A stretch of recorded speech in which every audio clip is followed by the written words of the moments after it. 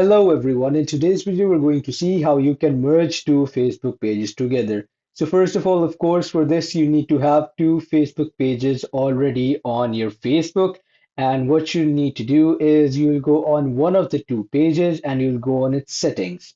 As you can see right here, this is the page settings option where you can see general messaging page info and all of this drop down. From here, you'll select general. And from general, when you just scroll down and you just go down, you'll see the merge pages option. And here you'll see merge duplicate pages. Now, simply what you need to do is you'll click on the merge duplicate pages and it'll ask you to confirm it. Of course, it'll show you the page you're currently on, and it's going to show you your other page as well that you have, which you can duplicate with it. So you'll just simply press on merge pages, and after that, you'll confirm it.